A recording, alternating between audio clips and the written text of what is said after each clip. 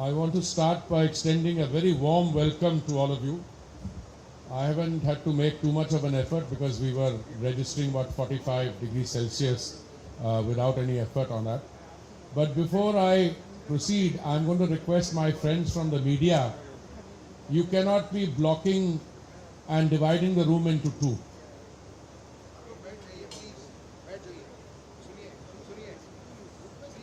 देखिए मैं दोबारा नहीं कहूँगा.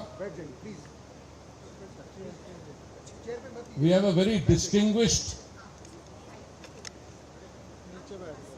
group of invitees here.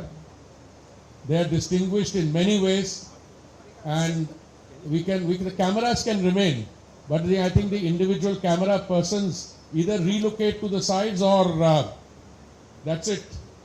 Thank you very much. Manisha ji has already done some context setting. This is today the third in a series of events which we are hosting, and I welcome you to our home as the co-host. My friend Rajiv Chandrasekhar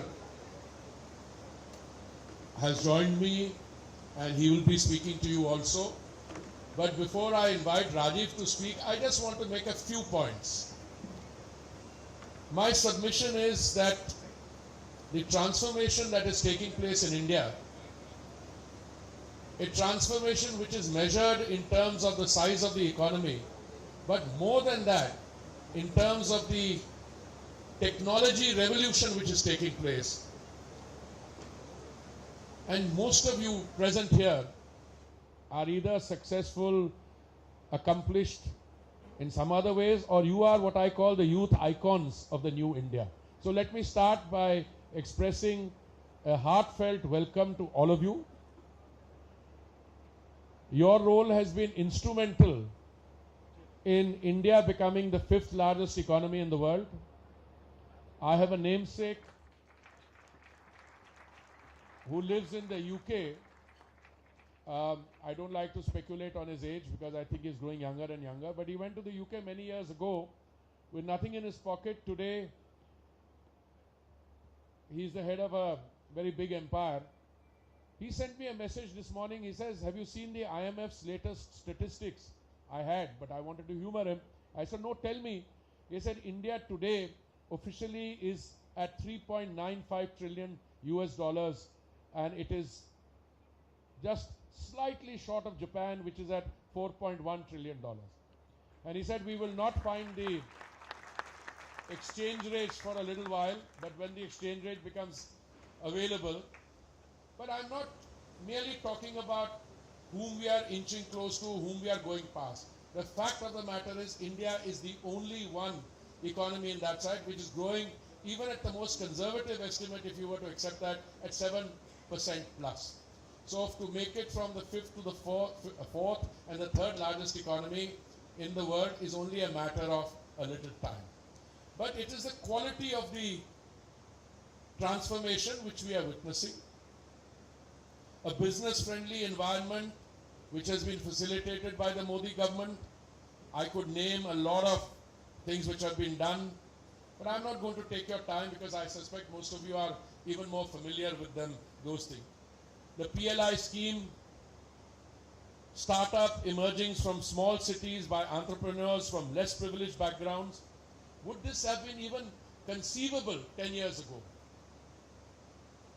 During the previous government's regime, the only criteria required to become successful was connection. I have had the privilege of hosting some of you who are sitting here when we have international visitors. And not me, but when Mr. Gates hears their stories, etc., they are not just icons. You are icons not just in India, you are icons globally. And the technological transformation which is being driven, the entrepreneurial energies which are being released. I have not done a profiling, but I'm only saying this in the context of my notes. We profiled actually which were the success stories in the previous 2 decades before our time, Rajiv, before 2014. And there was always a connection. Somebody knew someone, someone helped. But the kind of success stories we have today, but I'll come to that in a minute. Capital expenditure. That's a very major factor if you have to look at the growth of a large country, populous country like India, 1.4 billion, a $4 trillion economy on the way to becoming a $5 and $10 trillion economy. What is the capital expenditure? It has increased 2.57 times from 2013-14, rising from 3.92 lakh crores in 2013-14 to over 10 lakh crores in the interim budget, where it went up by another 11% to 11 crores. So, kahan 3.9 crores and where 11 crores in a period of 10 years? It's going up by 30% every year. Corporate tax has been cut to 15% from 25% for new manufacturing companies. Existing companies' corporate tax reduced from 30 to 22. 41,000 necessary compliances reduced or scrapped. 3,000 plus compliances decriminalized. 1,500 archaic laws replaced. I could go on and on. But I'm going to skip that part and I come to something that continues to fascinate me. Because these are the real success stories. How many unicorns did we have in 2015? 4. In 2018, 8. These are new unicorns coming up. In 2019, 9. In 2020, 10 new unicorns. A whopping 42 new unicorns in 2021. In 2022, we had 21 new unicorns. 2023, we had 13. Total unicorns as of May 2024 is 113. And India ranks 3rd in the number of unicorns, 2nd in total number of startups, and 1st in new startups. This is the new culture. And the people who have made it possible, many of you are sitting here. You know, I must say, and this has been a real learning experience, both last Friday, yesterday and today, when we said let us invite the success stories, it was an embarrassment of riches. An embarrassment of riches because no matter which field you look at, there are so many people who've lent their shoulders, contributed to making India what it is today, but more than that, into making India what it is going to be in 2047. There was a young lady here who came and showed me, gave me a booklet on what India is going to be like in 2047. Now that people have actually started applying their minds. That is the change in thinking. That is the change in narrative. I'm going to not deal with the statistics in my own ministry, but many of you come from Gurugram, so let me just give you one statistic. Today, India has the 5th largest urban transport or metro system, but it's only a matter of a few months. We have 945 kilometers of operational metro. We have 900 kilometers currently in different phases of implementation. And when that is done, which I don't think will take more than 2 years or so, we will have the world's 2nd largest metro system in the world, surpassing the United States, which has 1,560 kilometers, and we are at today 945, and we're going to be well past that 1,560 kilometers. Why do I say this? Today, India is not only the land of economic opportunity, but connectivity is one of the most important institutional reforms that have been undertaken. I was civil aviation minister during probably the most difficult period, the pandemic. We brought back millions of Indians stranded outside due to the pandemic. We privatized Air India. Today, our hotels are chock-a-block full. Domestic tourism has taken off. Our airports are doing exceptionally well. We are probably the only country in the world where the Indian airlines, I mean Indigo and Air India and Vistara, they're ordering planes. The order runs over 1,000 planes. So you produce economic activity in India and you generate jobs in Boeing and Airbus industries, and this is acknowledged not just by us but by the heads of state and government in those countries. I want to just conclude by drawing attention: Startup India, Atal Innovation Mission, Stand Up India, Digital India, GEM Portal, which alone has provided over rupees 20,000 crores to businesses and startups. The AI mission, National Quantum Mission, Semiconductor Mission, I think my collaborator and friend is more competent and better equipped to talk about those things. But let me also say some of the things that I have been associated with, which I take immense pride. At a time when the world is experiencing turbulence of a unprecedented kind. You know, there was a time when conflicts were dealt through by the United Nations. You had a Security Council, which was the designated agency to make a determination whether there was a threat to international peace and security, and then they could authorize such means necessary, which means force, to counter that. Today, nobody goes to the Security Council for any reference, because the Security Council stands paralyzed, because the permanent members of the Security Council are themselves involved in those conflicts. In the midst of all that global turbulence, the Prime Minister hosted the G20. He played unifier in a deeply divided world. And my friend Amitabh Kant, who is a Sherpa, this is how individuals come and play a role. And today, the India standing is not just measured by the fact that you're a $4 trillion economy, you're going to go into a $5 trillion economy.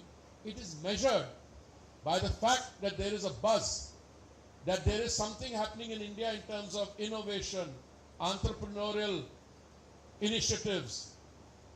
New systems are being devised. I was civil aviation minister when we were dealing with the drones. And lo and behold, the first attitude was, no, but you know, we can't allow these drones to overfly these establishments. There are security implications. So I said, Karwalo, vetting Karwalo, the whole country will come out red as red zone, no go. Till one day, we went to the Prime Minister and said, we have a choice. Either we lead the drone revolution and manufacture and use and deploying for social and economic and agricultural development, or, you know, we become importers, etc. General Hasnain is here. We had some of his colleagues yesterday. They showed how India had moved from being a importing, buying set of armed forces, Navy, to being a builders this thing, to the kind of defense production which has gone up, and the defense exports have gone up from what? 600 crores to about 20,000 crores and rising. So no matter which part of the society you deal with, our lawyers, this thing, there's economic opportunity. But I think what gives me satisfaction is that all segments of our society are using that to rebuild the country so that they shape the contours and destiny which is rightfully ours. And by 2047, and I'd like to believe, Rajiv, much before that, we will be a Viksit Bharat much before 2047. If you're a student of history like me, you will recall that before the advent of the East India Company, a Jagat Seth sitting in Calcutta could transfer the entire proceeds of the East India Company to the UK, because India's contribution to the global economy at that stage was about 25% of global GDP. And then we had 190 years of colonial domination. I don't want to go into that. It's a subject which I don't like to carp on, because it's self-evident. We came down from 25% of global GDP to less than 2%. Today, that process is being reversed. So we are not only reclaiming our civilizational heritage, the pride of place, but more than that, I think you guys, and I mean each one of you, are taking it to new heights so that the shape of India, much before 2047, and I say that with conviction, will not only be one of the largest economies in the world. I don't know, Amitabh, what our GDP will be. I've seen figures, $40 trillion by 2040, etc. I don't want to speculate, but you see that happening in the midst of it. So a very warm welcome to all of you. This is designed as an interactive session. I normally, because I made the transition from being a civil servant to a politician, speak a little longer. Rajiv also has not been able to resist that temptation, but we want to hear from him. After that, I'll be inviting some of you who have agreed to come here and share your experiences. Others are a little shy and want to give bites outside, whichever way you want it. But I think we have a rich, interactive segment ahead, and then some good food. So thank you very much for giving me a patient hearing. God bless all of you. Thank you.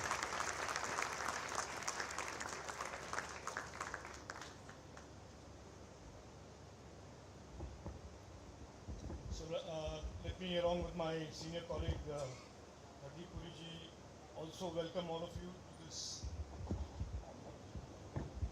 this Vishesh Sampark, as we call it.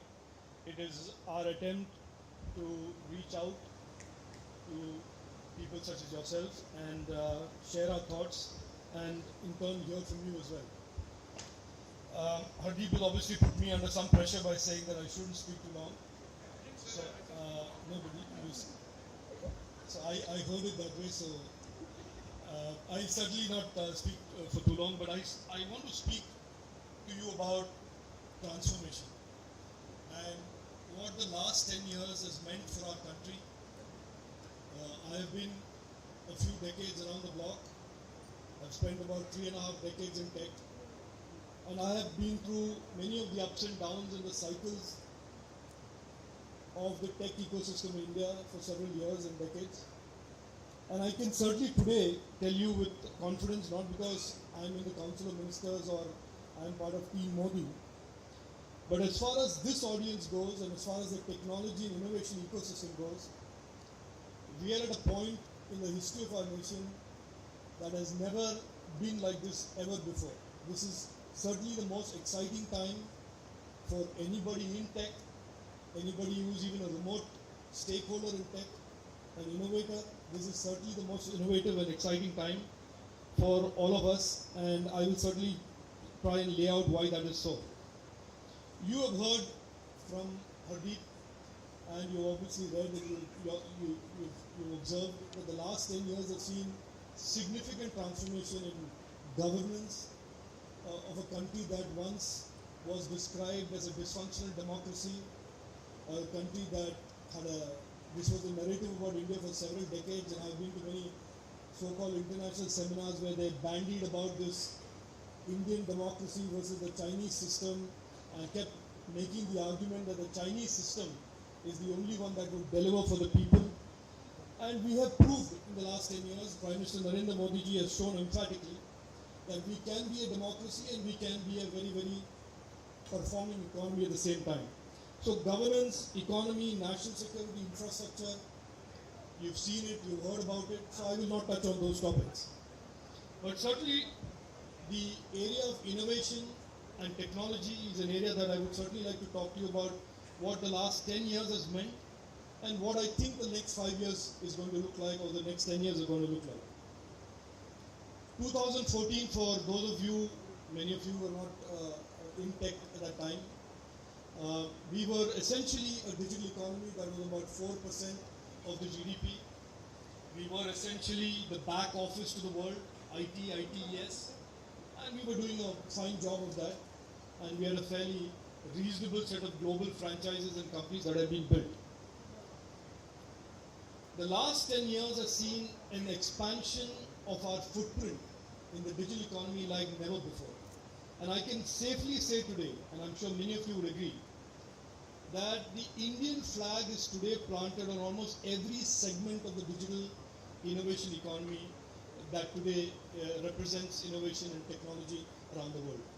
Whether it is AI, whether it is semiconductor, whether it's electronics, whether it is microelectronics, whether it is high-performance computing, whether it is the future of the internet, whether it's telecom, whether it's D2C and the next innovation in that area.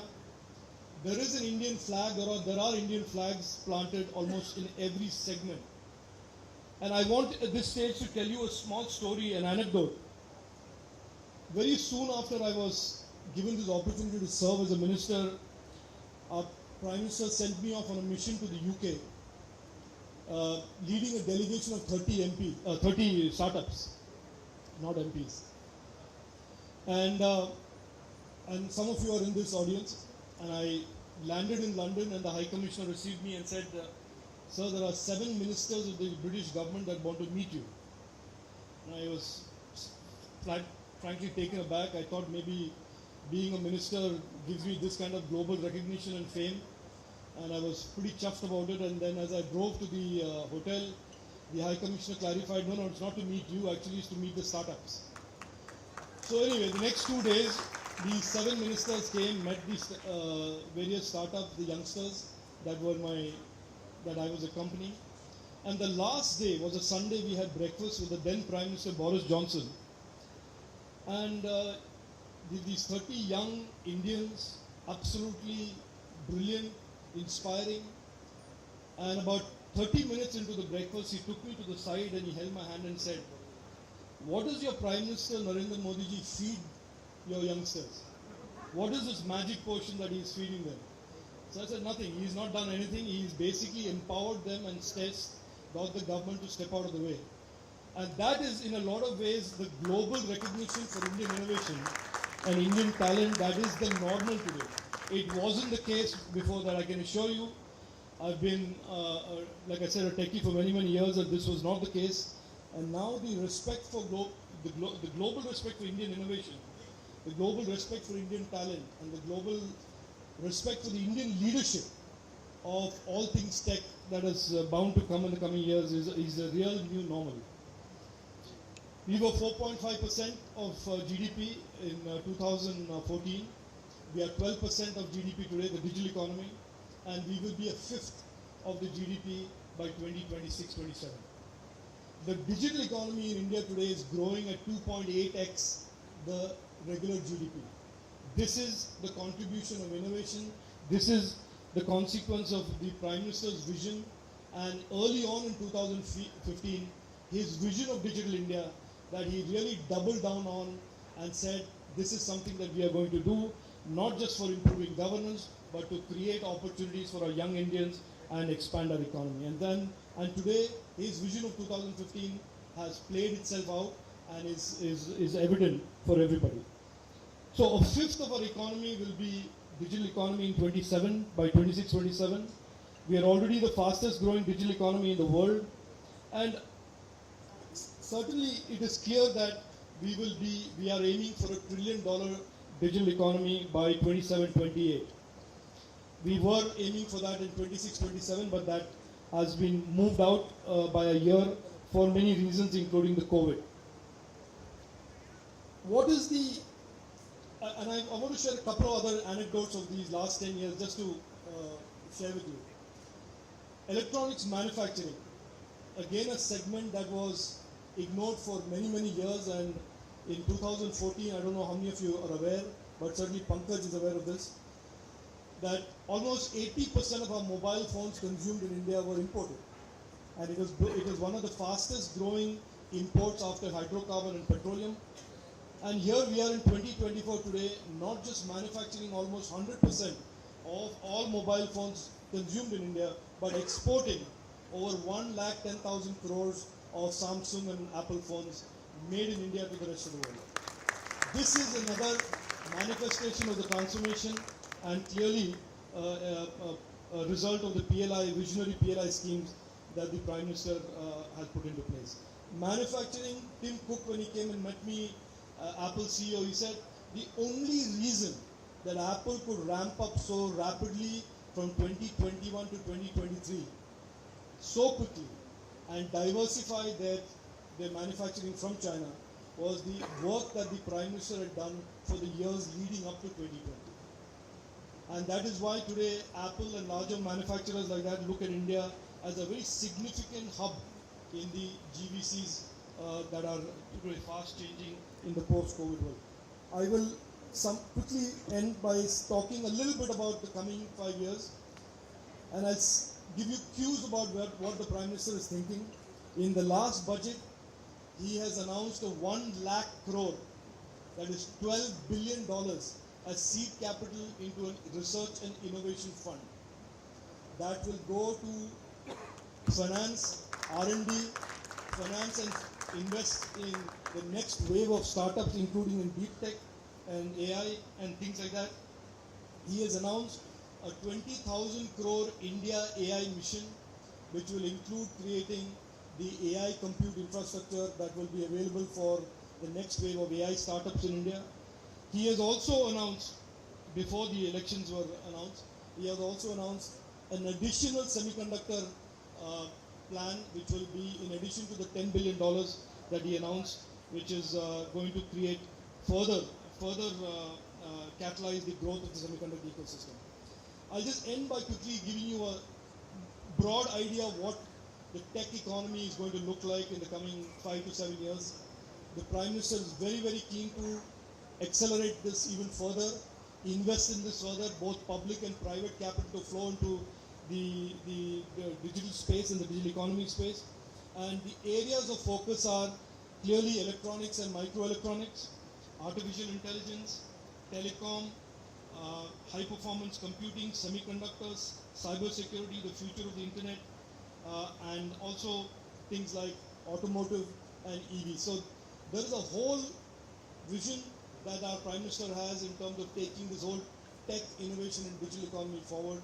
And I think if he thought that the last 10 years were exciting, I think the next 10 years are going to be even more exciting. So I'll leave it at that. Thank you again for being here. Thank you. Jai Hind.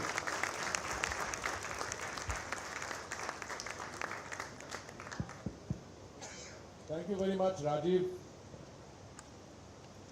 We have a very interesting group of people here.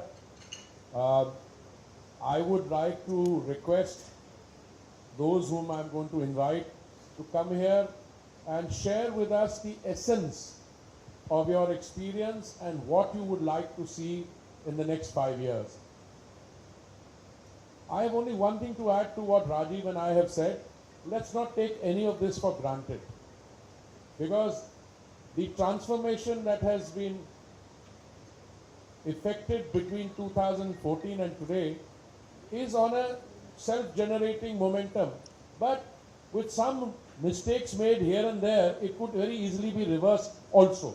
So the political process is actually very important, because you must ensure that in the midst of global turbulence, certainly you have a leadership in India which is able to navigate through that.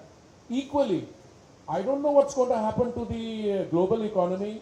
I don't know what's going to happen to supply chains, but you must develop not only an indigenous capacity, but contribute for the world. My concept of Atmanirbharta is not what you and I think, other people think. It is to make India produce for the world, and that's where you guys come in. So I'm going to request you to come one after the other. We have enough time, but I don't want to delay the food too much. Speak about 2 or 3 minutes. If you really feel the urge to speak more than 3 minutes, I'm sure you'll have something really worthwhile to say, and that's why you're taking more than 3 minutes. But can I start with Pankaj Mahindruji? I don't think you need any introduction. Chairman of ICEA, Indian Cellular Association. You have the floor, sir. Honorable Hardeep ji, Honorable Rajiv ji, Lakshmi ji, stalwarts of the industry like Saurabh ji, our beloved Amitabh Kant, and above all the great entrepreneurs we have here, which is actually driving us. I must tell you, I just remembered something. Hello, can you hear me? Yeah. In 2012, we launched something called the MSIPS, which was in the DIT that time, Department of Information Technology. And we were running around the world, requesting people invest. And we were met with tremendous skepticism because they said, how do you trust this thing? Till this gentleman is not here today, he said to apna personal check kaat ke de mujhe. If you believe this, give me a check, blank check, and if my disbursement doesn't come, I'll present that check. Such was the skepticism. Now, today I have not informed the Honorable Minister yet. The spec scheme and the scheme for components is not yet out yet. We signed up a 2,000 crore investment today in a pioneering industry, which is PCB, which is a core foundational industry. And I was a little hesitant because I said it's coming. He said, nahi, hame pura vishwas hai, ye ho jayega. So this is the change. This is the change which has happened. See, the story of mobile phones, what has happened in India is a very inspiring story. It's 2014, we were on ground zero at the time. From there, we have grown about 2100%. We are producing about more than 4 lakh crores worth of phones. The increase is about 21 times. Electronics, we have grown about 400%. Electronics is now $115 billion. Electronics was a sector which was completely shunned by the investing world. It was a bad word. Today, Sunil Bachani is here. We have a lot of listed companies. The enthusiasm is red hot. The valuations we are getting are red hot. In fact, I told the Foxconn chairman, tongue in cheek, that I feel a little sorry that you are listed in Taiwan. If you had been listed in India, because you are in electronics, you would have been valued at about not $50 billion, maybe $200 billion. That's the enthusiasm in this country. So I was asked that what is the difference? What has happened? What is the change? So I told him there's this movie Veer Zara in which the lead actor Zara Hayat, she's going to get married in a very rich, wealthy, influential family. But she comes to her mother and says that, Mom, does Papa aapko pyar karte hain? She says, of course, he loves me. Is he ready to give his life for you? She said, what a silly question. What a silly question. She said, but I know somebody who's ready to give his life for me. And so she switches side. That is the difference, the passion which we have seen with which, and that is, all pervasive. Of course, there are skeptics also, but the passion is very, very pulsating. And I think that is making a difference. It's certainly making a difference to our industry. So what happened? Why did this huge growth happen? 3 moments in the history in the last 10 years, very courageous decisions were taken. First, the differential duty, right? Everybody said we are ITA 1, blah, blah, blah, blah. And, there's no hope. The differential duty was instituted. Second was that when the GST was coming, we had to get out of that. But, the basic customs duty could not be imposed. And that is a decision which was taken that no, we will pull out mobile phones from ITA 1. Big decision. And Hardeep ji will understand that what a big decision it is, having been a diplomat all his life. And the third was the PMP. I pray regularly that the best decision taken by the government was to have Amitabh ji lead that task force. Because he had the courage to take this forward. The glue which brought everybody together. Bureaucracy is not, it's not an easy animal, And has the transformation happened? No. Okay, now the flip side, what Hardeep ji said. So I have a license to tell you that कोई चांद में कुछ दाग है, आगे क्या देखना है हमने.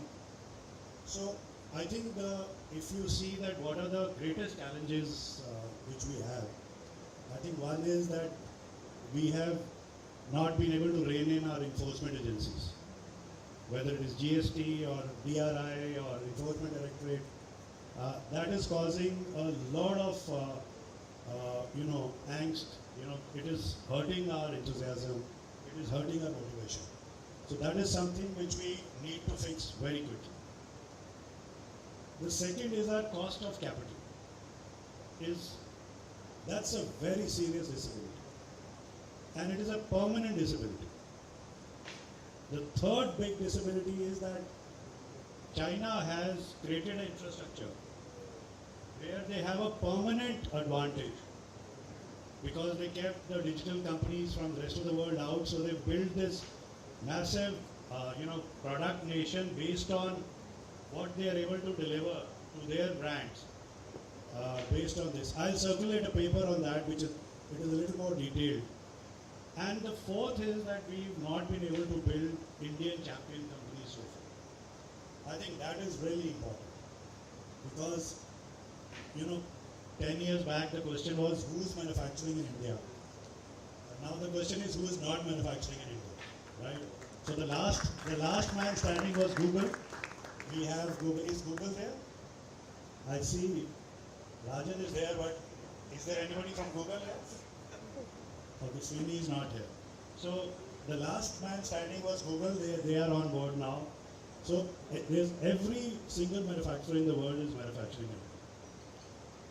So what is it that, single thing, if I want to ask from the government, one single thing, right? Not a big vision paper or something, that is, trust us.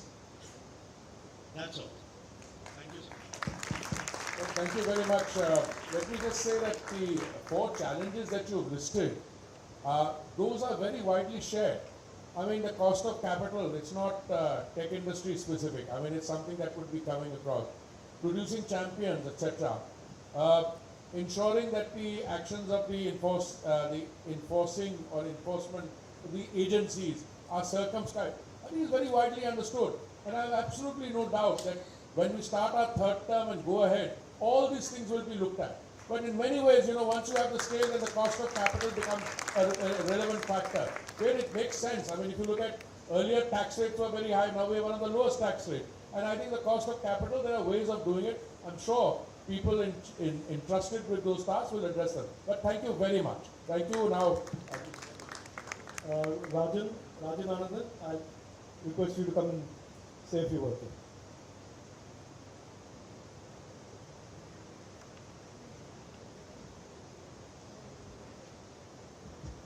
Honorable Ministers, Mr. Kant, distinguished members of the government, fellow entrepreneurs, investors. First of all, when I was at Google for a long time, so I actually left about 5 years ago, but what can you do? I'm still expected to make sure manufacturing happens here. But when I joined Google in 2011, I don't know whether you all know this, ministers, there were 20 million mobile connected smartphones. That was 2012, actually, around 2012. 2014, that number had gone to about 50 million. But they were all on narrowband networks. What's very interesting is if you fast forward to the end of 2023, there were close to 800 million smartphone users. They're all on broadband networks, and they consume more data than any other nation on the planet. In fact, mobile data consumption today, if you look at it, actually exceeds both China and the US on mobile combined, right? So that's an extraordinary transformation of a digital ecosystem. But it's not just that, right? We didn't have it. Flipkart was founded in 2007, but by 2012 or 13, there was very little e-commerce. Today we have close to 800 million internet users,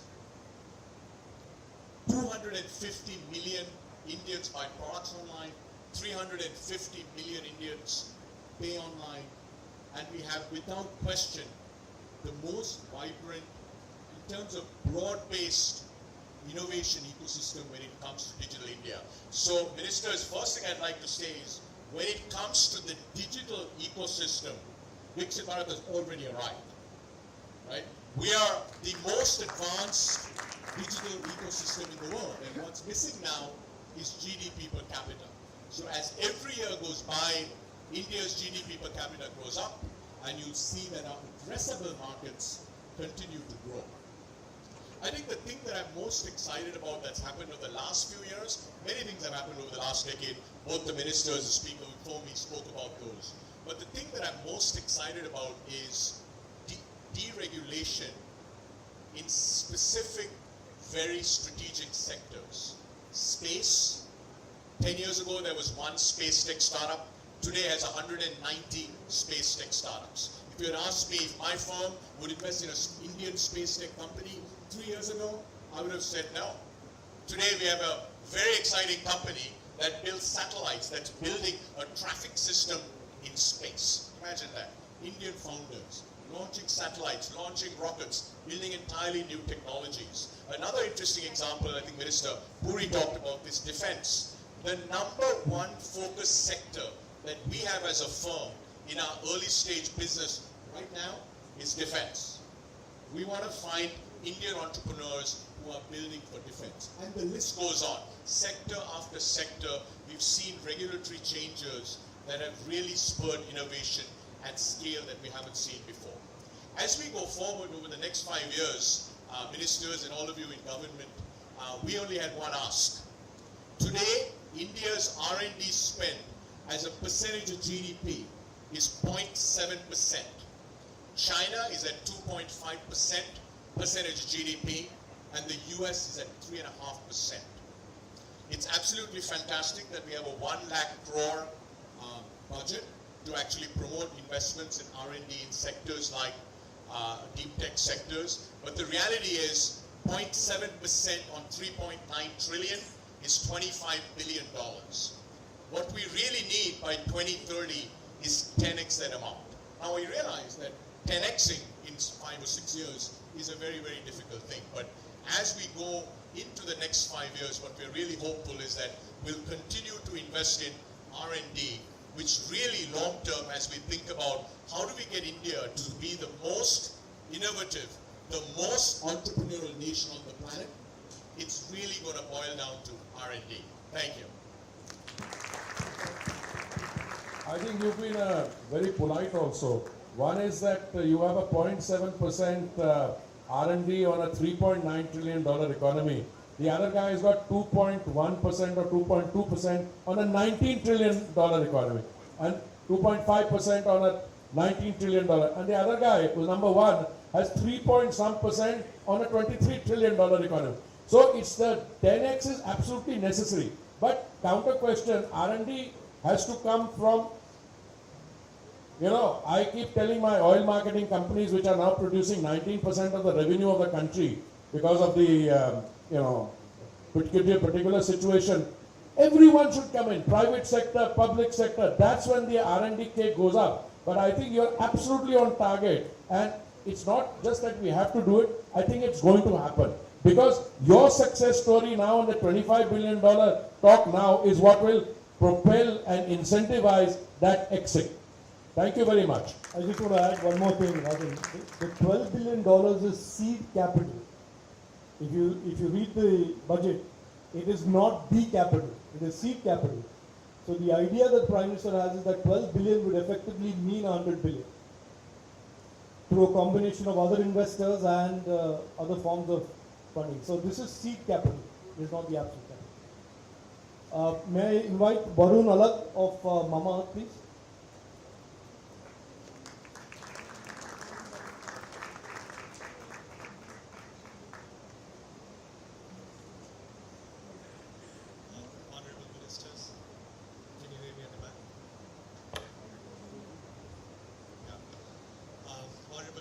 Ladies and gentlemen, thank you so much for inviting me here. I represent Hunasa Consumer, which is a product of New India. We come from middle-class families, me and my wife, Ghazal. In 2016,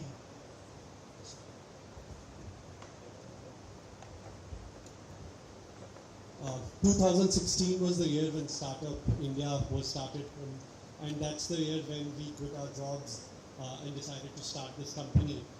And in just 7 years, we've been able to take the company public. We employ over 10,000 people now. And that's the story of New India. That's what's possible today. And I think we've gotten a lot of courage and inspirations from hearing our leaders talk about how the possibilities in New India are just immense. And I would like to only focus on one part and one area which I genuinely believe we need to focus on from the next 15 years perspective. And that is employment generation, and that too with a focus on pace, quality and relevance over the next 15 years in that order. When I say pace, at least in the short term, I think what we need is the continued effort that the government has been putting in terms of generation and number of employment that we need to do by focusing on sectors like manufacturing, infrastructure, delivery, services, etc. I think it's very important that in the short term, we're able to add 50 to 100 million new jobs into the economy. The second area is, of course, quality. While currently the focus is on numbers, in the medium term, we also need to become far more quality employers, and that's where focusing on research and development, as we talked about, design, medicine, and entrepreneurship is going to help us create much better quality of jobs. And my third request will be focusing on relevance. We talked about AI, we talked about the fact that we still are a large back office for the world. And, while we focus on capturing AI and capturing the global market of AI, and we must also be cognizant that the first impact that AI is going to have is on reducing back office and jobs which require manual discipline and are jobs which are being done by a lot of India. And if we have to ensure that we are able to overcome that, we need to reskill and focus on our education today, so that 10 to 15 years down the line, when this revolution comes through, our people are actually prepared to take on the new opportunities which get created. So I think those three would be the focus areas that I would request to keep on. Thank you so much. Thank you. Thank you very much.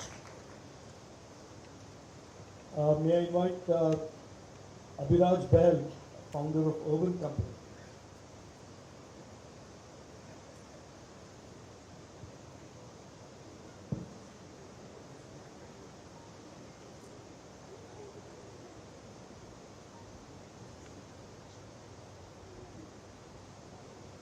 Good evening, ladies and gentlemen, honorable ministers and distinguished guests.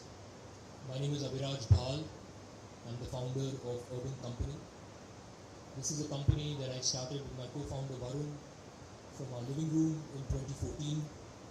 We had very small savings, but dreamed to transform the home services sector in India, to create high quality, good jobs with trained service professionals.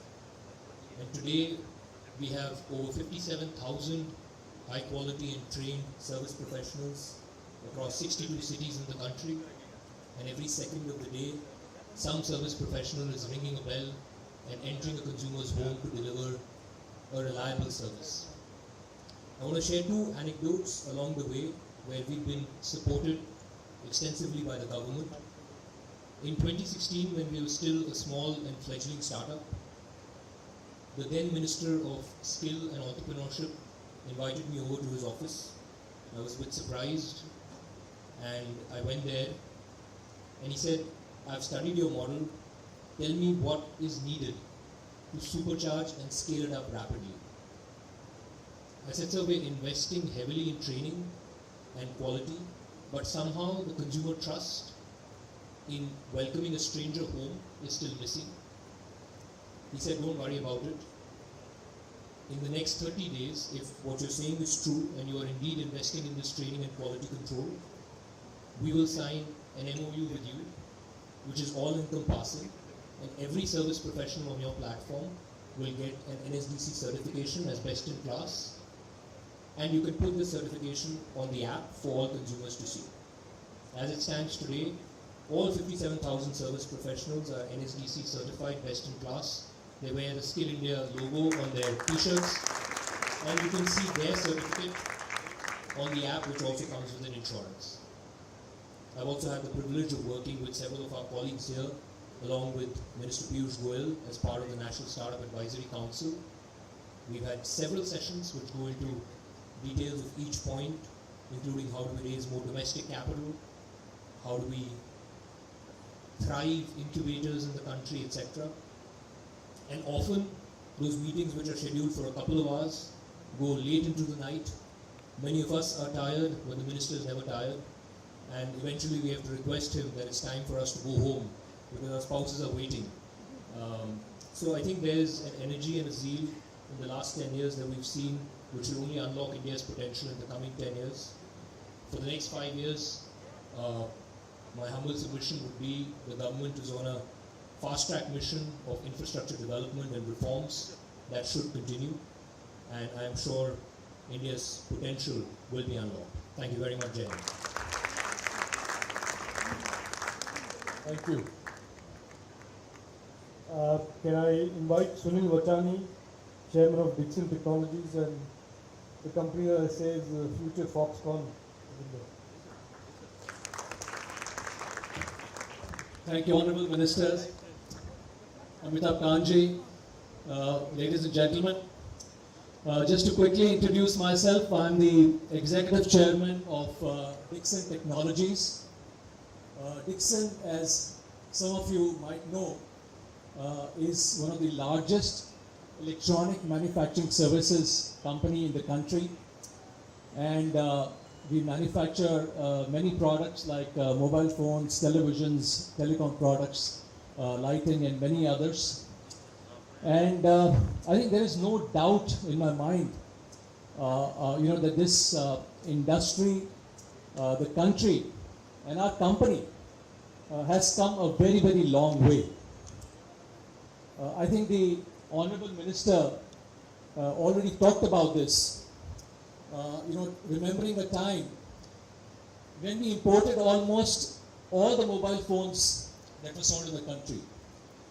I think we were importing almost all the electronic products like LED televisions, LED lighting.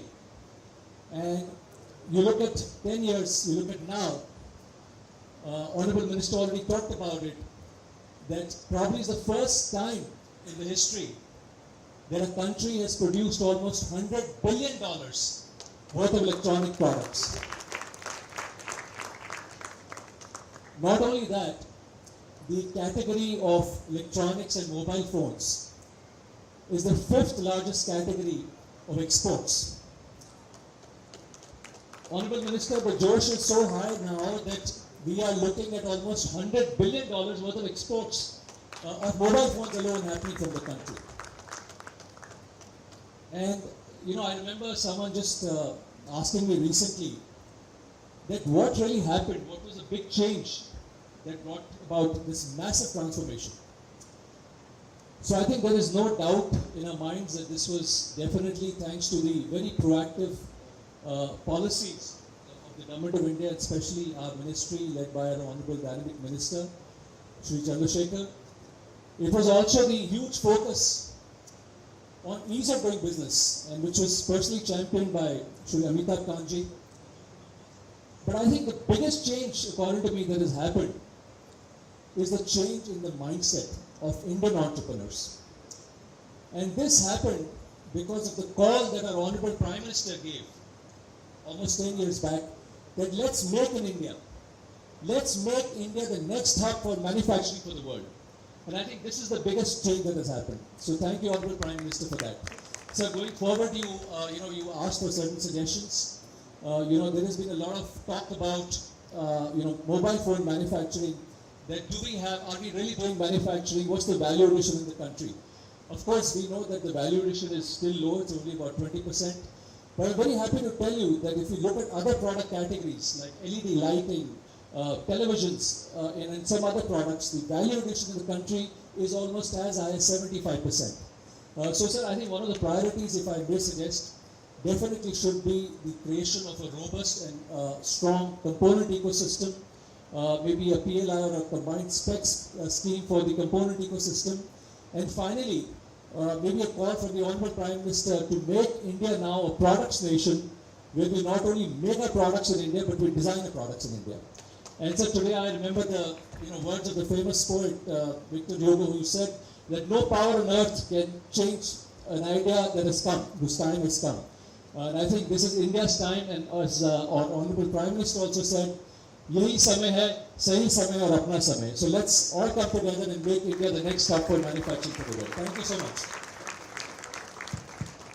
An idea whose time has come, but this is more than just an idea.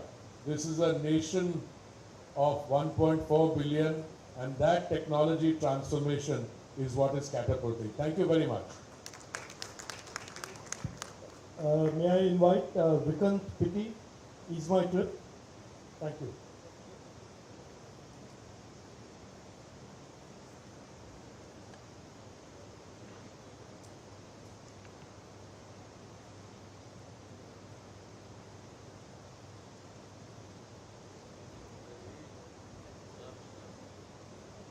Good evening, ladies and gentlemen, honorable ministers. I'm Vikant Pitti. I'm a co-founder of a company known as easemarket.com.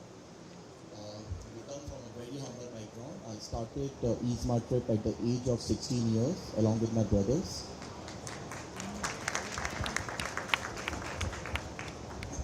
So easemarket as a company, there are so many unique things. but I'll tell you two unique things about EaseMarket. One is that we bootstrapped EaseMarket to become a unicorn and to list in India in 2021. Second, we have always been profitable since inception. We never made any losses in EaseMarket. That is very rare in any consumer tech companies. To speak about Vikshit Bharat, that is why I've been called over here.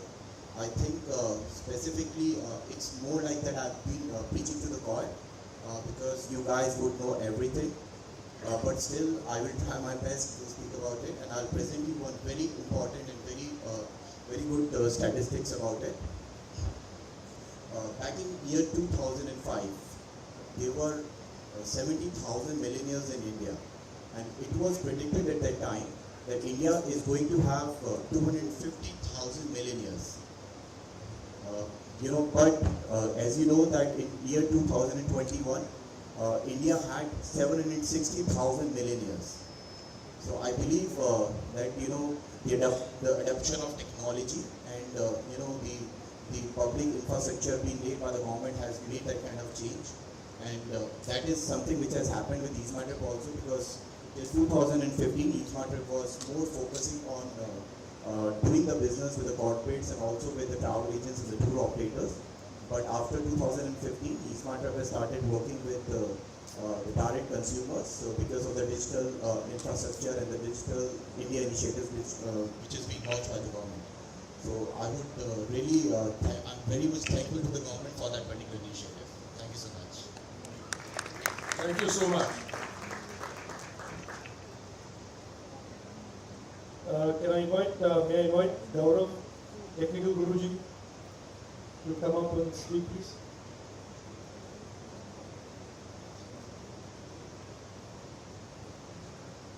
The legitimate tech rockstar, please.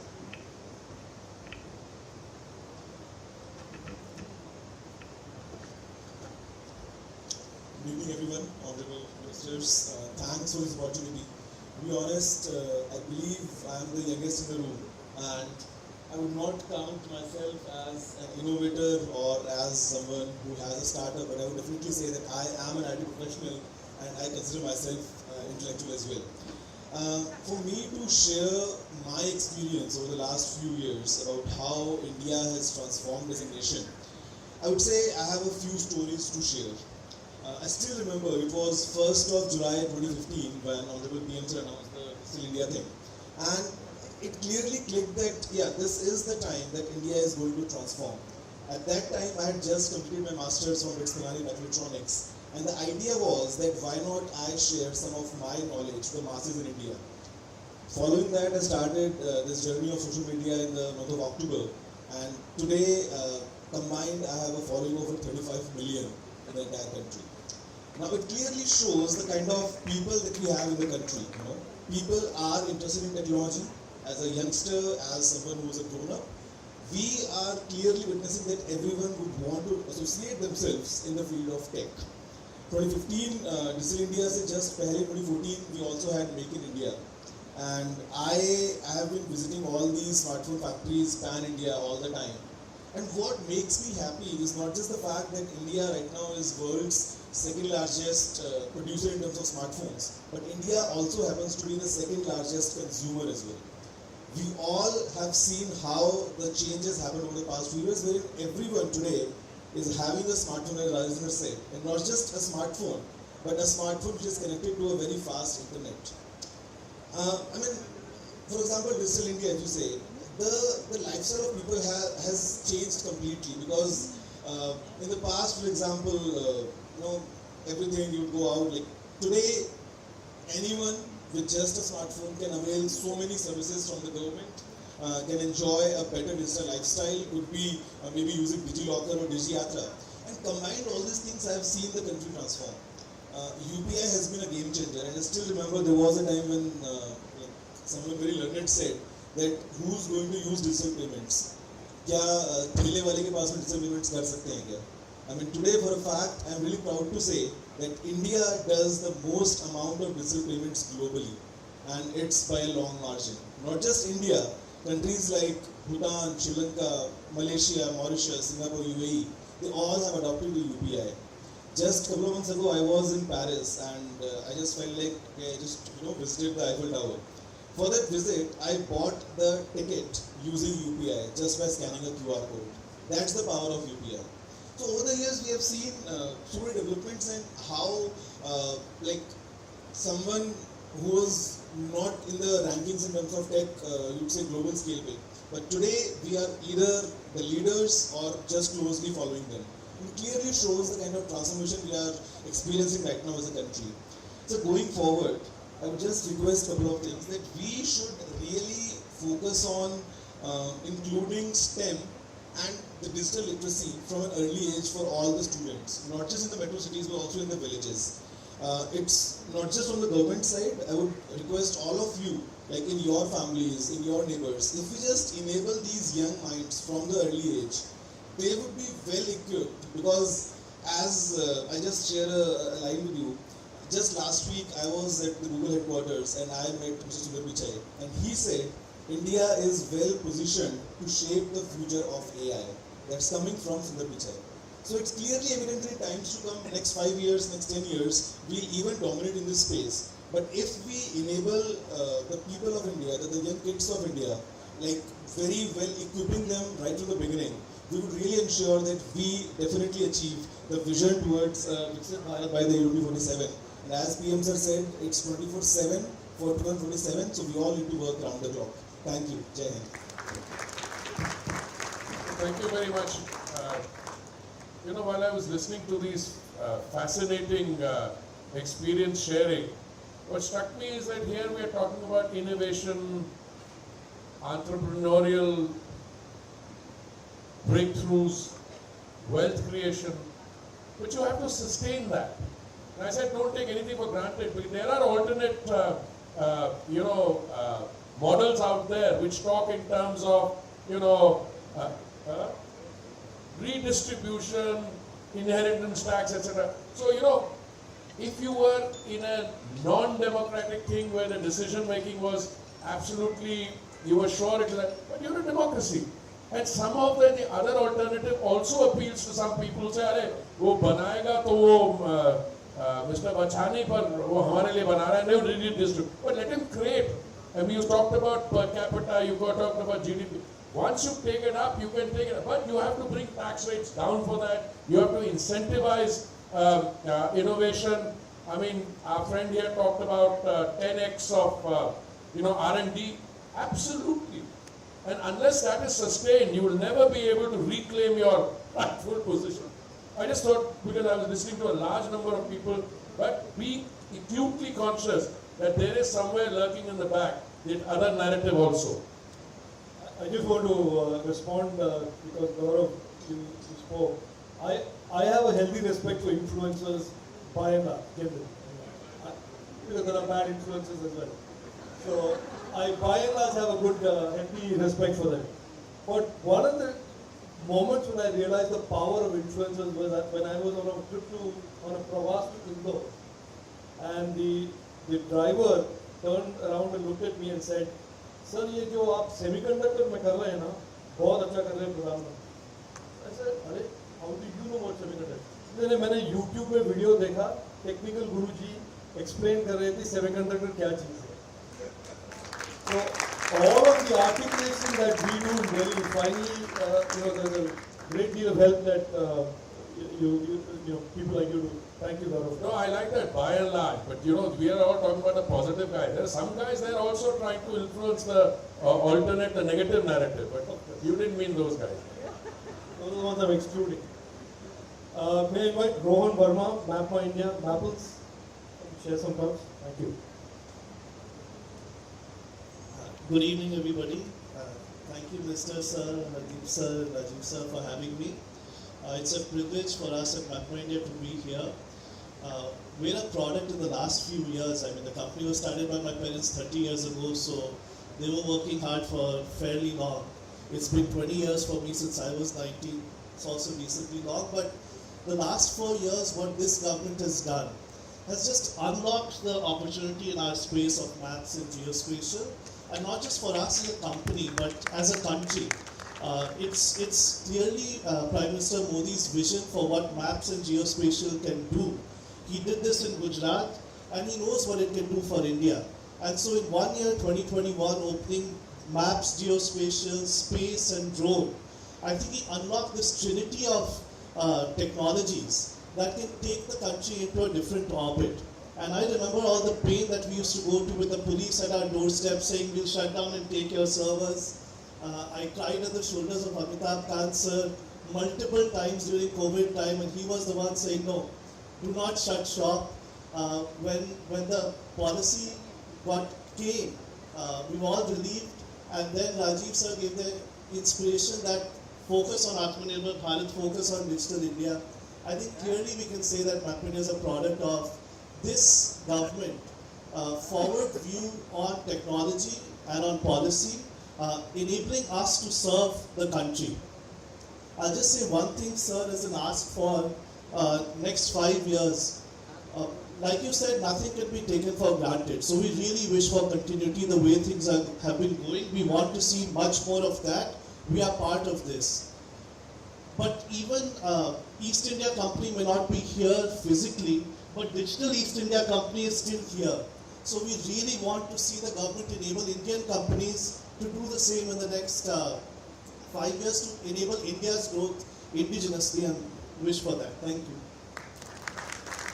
Thank you very much. Thank you very much. May I invite Rakesh Malik, CEO and co-founder of Verve Semi Microelectronics. This is a semiconductor design company, and for good reasons I'm very excited about this whole space. Rakesh, thank you.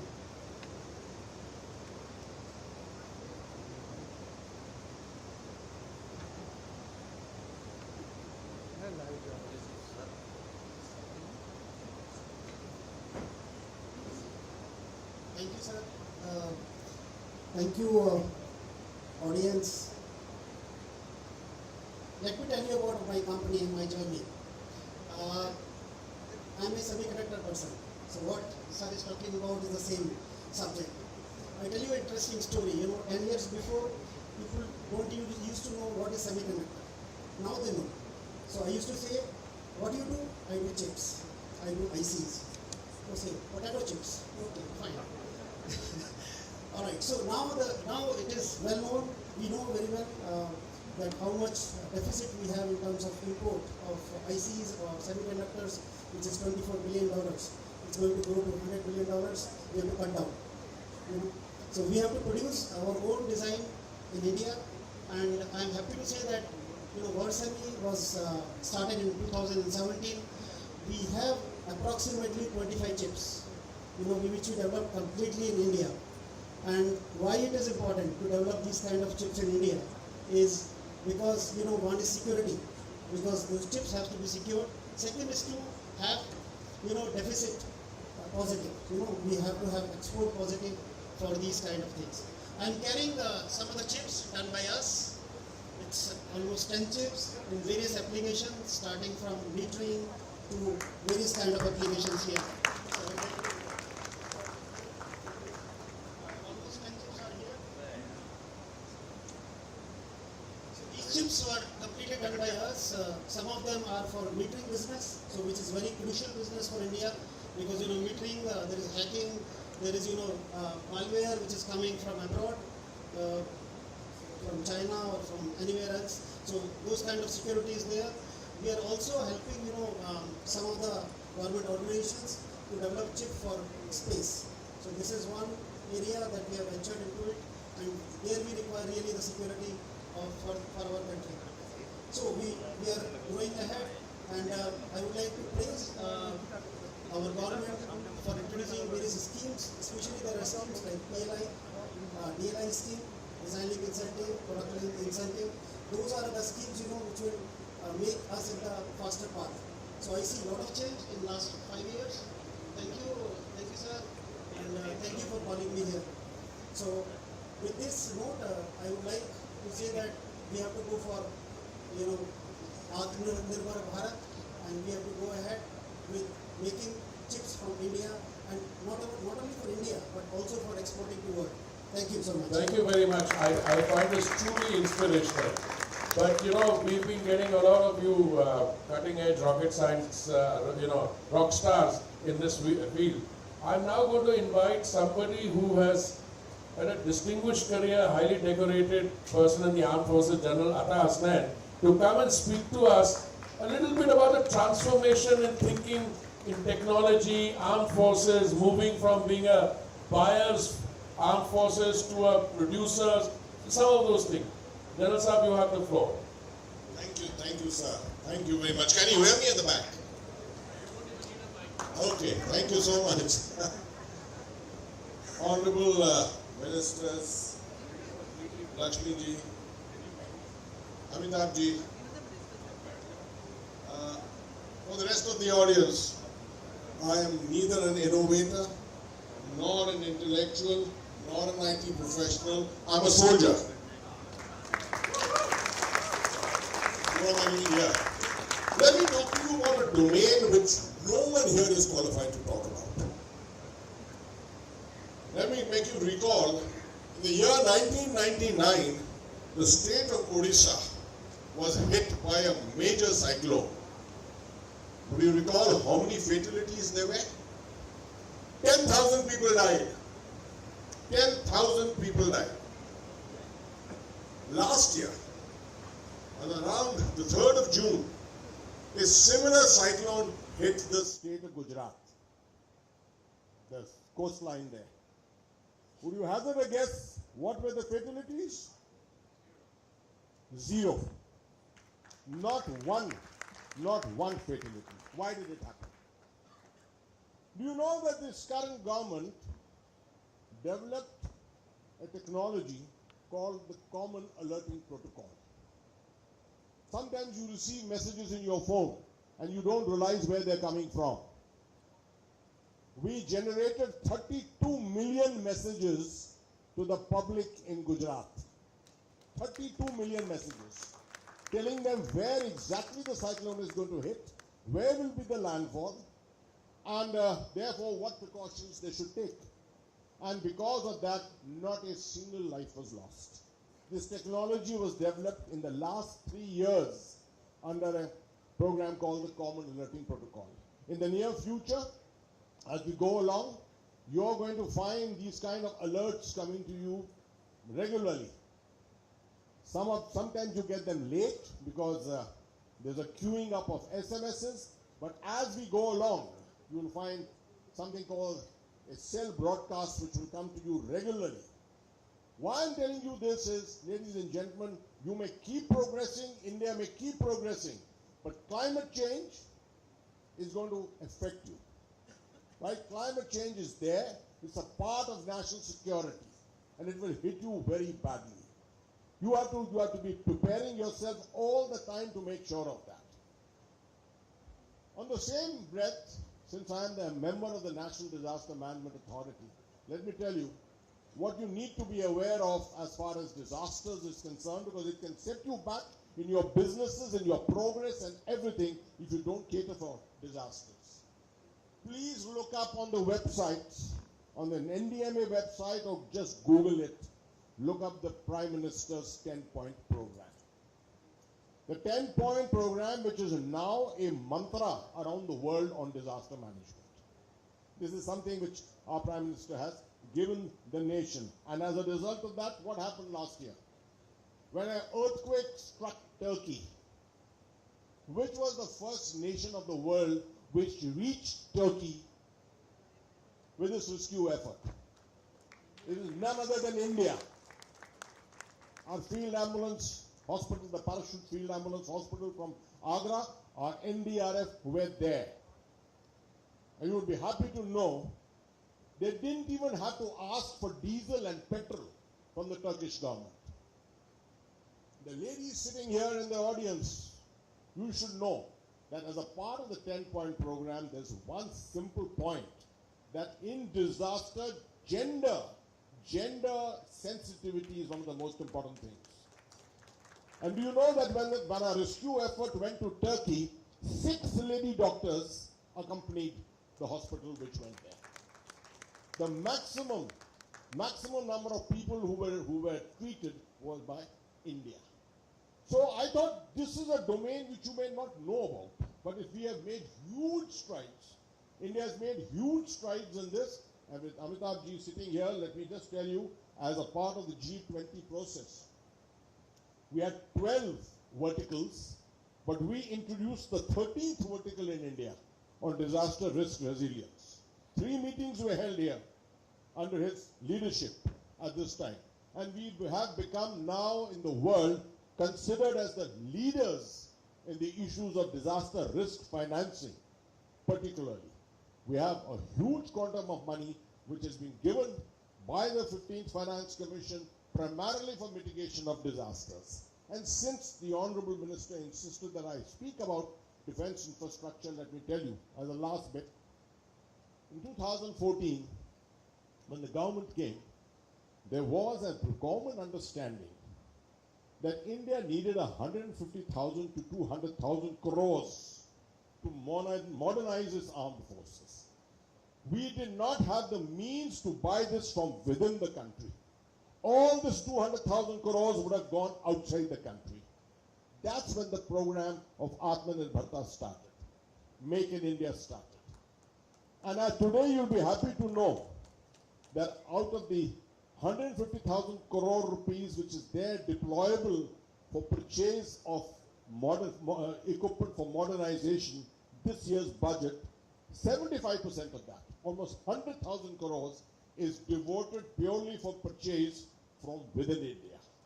So all those who are the entrepreneurs, the startups, you can look forward to this. This is something which is going to continue transforming you and India. Thank you very much, sir. Thank you, General Saab. I was sure that, you will add not only a new perspective, but a very encouraging one. Because what happens if you take take any amount of money, and when I talk about our capital expenditure, all these large amounts, it's so easy. You place orders on someone else. You're generating economic activity there. You are just a buyer. Now you're not only producing, you're adding to economic activity here, and as for many examples cited, you're exporting. So I mean, there's been a real reversal of roles in that way, and that's the major transformation. Thank you very much. What I would now like to do, if I have, Rajiv has encouraged me on that as well, we will open the floor and we'll put mics around if some of you want to ask questions or make short comments, and we will have that open for 10-15 minutes. I'm being given a list. Yeah.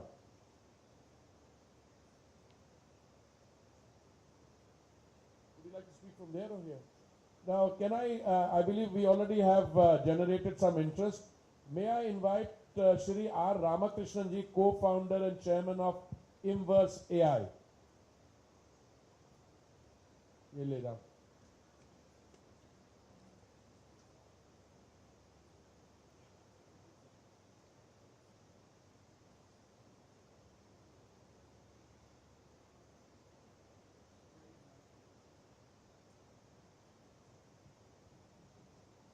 Pranam to Honorable Minister Puri ji and Rajiv Chandrasekhar ji. A lot of data numbers has been thrown at us. But I am going to tell a very small story, a very powerful story, simply a powerful story. In the month of December, 10th of December to be precise, we get a call from Honorable Rajiv Chandrasekhar ji's office that there is a global conference, global partnership on artificial intelligence, GPay, and you are invited to be part of that cohort, and you got to meet Honorable Prime Minister and the whole team. And just 2 days before the event, we prepare, go pitch present. Honorable Prime Minister gives us a solid 7-8 minutes time, and where we present the generative AI startup that's being built grounds up. Now, ladies and gentlemen, the story is not about this startup.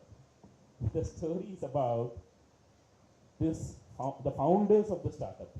The founders of the startup are two 10-year young boys, Anay and Abir, who start this startup grounds up from Nagpur. And Honorable Rajiv ji encourages them, meets them, asks a bunch of questions. And friends, the most interesting part of the story is where Bharat is heading now. This startup is now part of a cohort of NVIDIA's growth program. This startup has about 100 AI ML professionals working from Nagpur and Silicon Valley. This is, my dear friends, the encouragement that you get as a startup. This is unbelievable. This is unparalleled. I've invested in many startups myself, right? It would have been very difficult for me to sort of write a check for a startup, a 10-year-old startup, right? So this is Bharat, my dear friends. Thank you so very much. Thank you very much. I think, how can I put it? It's truly inspirational. And thank you very much for sharing this with us. I will come to you, ma'am, in a minute. We have a friend of mine here, Shri Dipinder Goyal of Zomato. Can I request you to say a few words, whichever way you want to?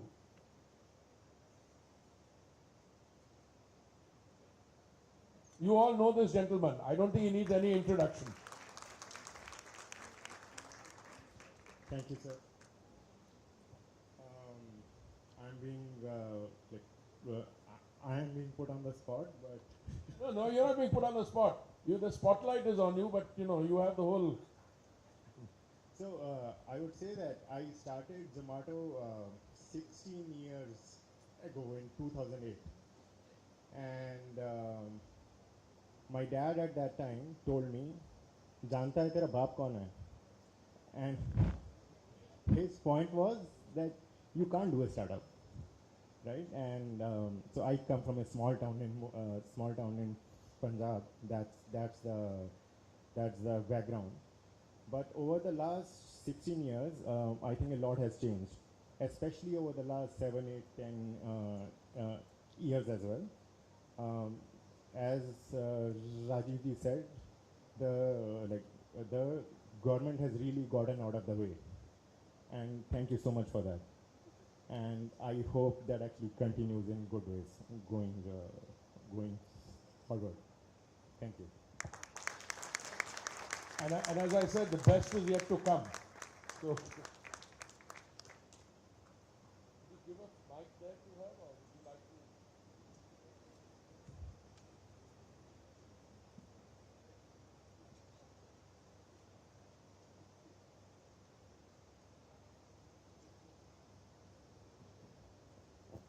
Honorable Ministers, Mr. Kant, I represent the Indian Venture Capital and Private Equity Industry Association, and I'm head of strategy of Everstone Group. So I'm wearing dual hats, and for the entrepreneurs whose fathers are asking, "Tumhara backbone hai," we try to be their backbone and reduce the cost of capital and help with GDP growth. No, I was referring to it. But it's true, because without funding, a lot of the entrepreneurs wouldn't be able to achieve what they've achieved, and our single point agenda is to get more and more investments into the country. And in the last few years, with the help of the government, the industry's grown manifolds. We've put in through $230 billion in the last 5 years. And for every $1 million that we put in the industry, it creates about $3.5 billion of revenue and 47 jobs. That's the importance of this industry. We're not only the third largest startup ecosystem in the world, but we're also the third largest in terms of investments coming into the country from this particular sector. I also wear the hat of being the head of strategy for Everstone, which has the largest climate impact fund not only in the country but in the region. And so that fund was formed, the backbone again for it was a funding that came through the Government of India through the National Investment and Infrastructure Fund, which is a fund of funds. And at that time, and today it's the largest fund in the country. But at that time, we were just not getting the climate impact investing. The $100 million plus that the government of India put, on the back of it, we raised a $750 million fund. As you know, the future for the country to achieve net zero, which Mr. Kant's also talked about, we need trillions of dollars of investment into climate. And the one ask is, again, the government backing for supporting this extremely initiative. And when we see on the venture side the kind of innovations that coming out of India, what they really need is that funding support. And for that, I think we need that backing from the government, because the G2G initiative on this of creating either a green bank or a fund of fund, which supported us, that will catapult the investments into the country in the sector and the innovations that are required for India to be the market leader in this segment in the future. Thank you. Thank you very much. I think we had a very rich, but before we adjourn for dinner, for which you'll have to step out, I'm going to invite Rabani Bedi of Magica. She's somebody who works with women entrepreneurs across the spectrum, not just technology and finance. So Rabani, come and say a few words to us to show where the youngest of the young generation are headed. First of all, thank you so much for inviting all of us here. It's wonderful to have you all. Can I have the long mic?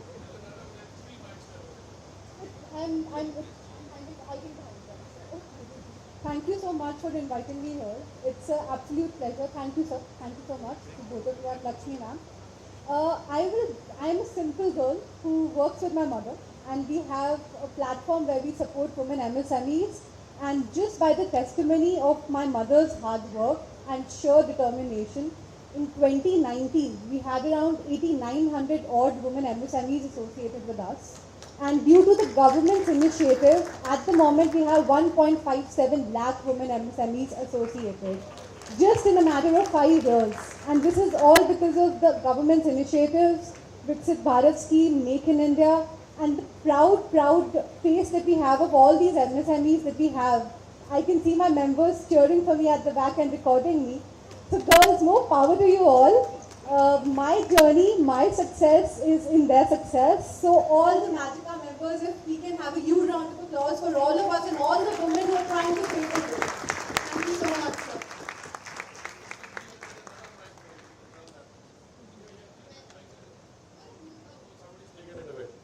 Look, when there's something as intellectually stimulating, diverse, experience sharing, one hates to bring it to an end, and I'm not in the position of going for dinner or inviting you to go for dinner without asking you once again, are there any of you who desperately feel the urge? I'll be able to take one, all right, I'll take more, provided you speak just for 1 or 2 minutes each. So I'm sending a mic around there. Okay, guys.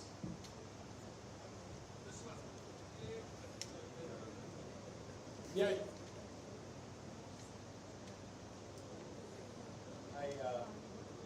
Hi, Honorable Ministers. Hi, Amitabh Kantji. And thank you so much, sir, for inviting us here. So, my story is that I was sitting in London in 2014. And as soon as, I'm not just saying this because I'm here, but as soon as the Modi government got elected, me and my wife, both our minds started clicking and saying that, listen, अब वापस अपने देश जाना है, वापस हिंदुस्तान जाना है. 2015 is actually when we made the move back, and looking at our idols, Deepinder, Zomato, and the Bansals from Flipkart, they inspired us a lot to come back. So my wife had just completed her PhD from Oxford. So she then came here and joined Niti Aayog under Mr. Amitabh Kant, and I came and started my entrepreneurial journey. Now it's been 9 years, and then we've sort of incubated 2 unicorns, and we are now empowering 1 million SMEs, and we are essentially working with NHAI. They contract 30,000 contractors, and we are the largest suppliers of steel and bitumen to them. So one thing about the government, I think the government has been quite unpredictable at times, and then we realized only after a few months that, that those policies are actually good. One was demonetization, and one policy that worked against us was, the deaded date of 13 May 2022, when you decided to do the wheat ban, and that time, we had a decent amount of exposure, and I remember not sleeping for about 7 nights straight, how to counter that. But yeah, so I think what you've set up for the next 5, 7, 10 years, and in fact even 20 years, is the fact that we have a large array, large space to play in, and just the digitization that is taking place in India is outstanding. Not only the consumers, the SMEs, everyone is now latching onto the Digital India initiative. Manufacture in India, has helped us quite a bit. We employ close to 2,000 people in the head office and 5,000 people in our manufacturing plants.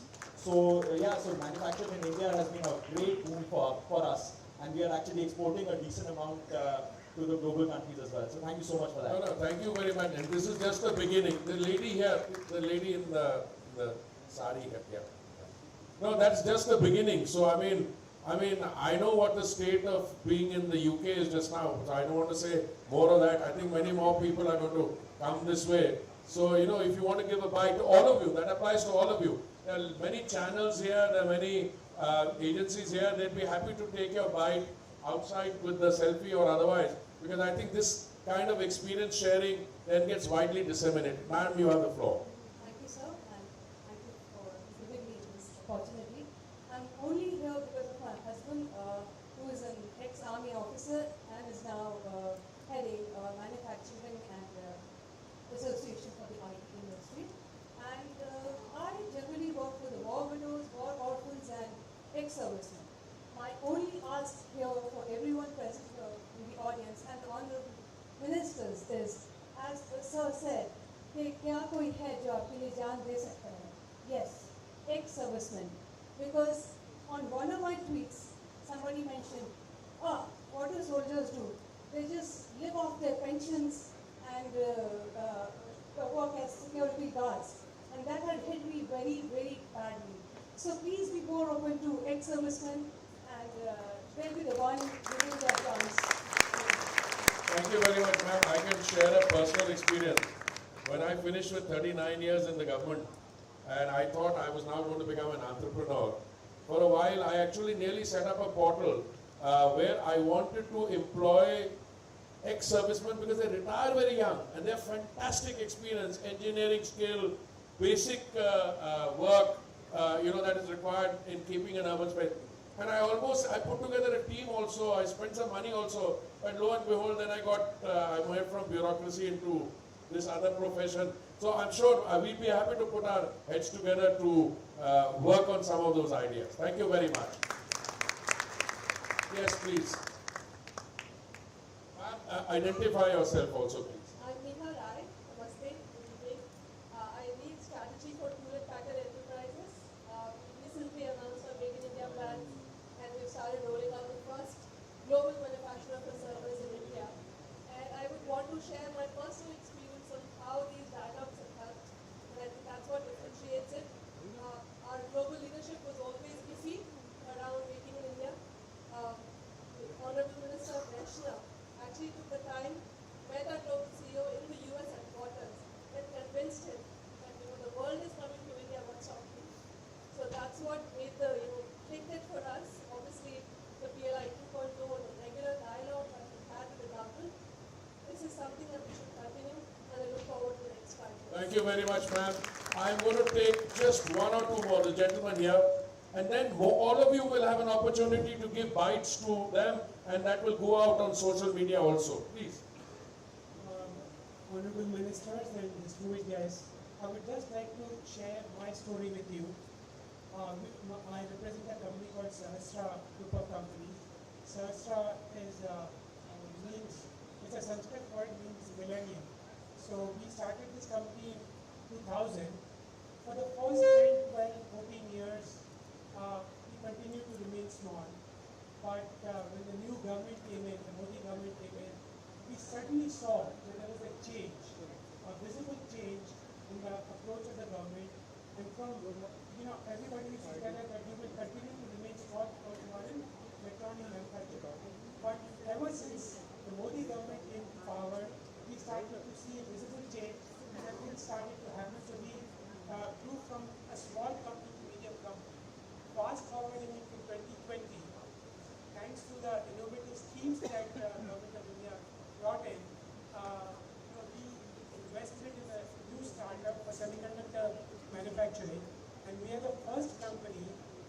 started semiconductor packaging in memories. And to add to that, the government encouraged us, and they asked us whether we could develop an LED driver chip for the LED industry, and we took the challenge. And in the next couple of weeks, actually, we will be putting locally designed and packaged semiconductor chip in India. And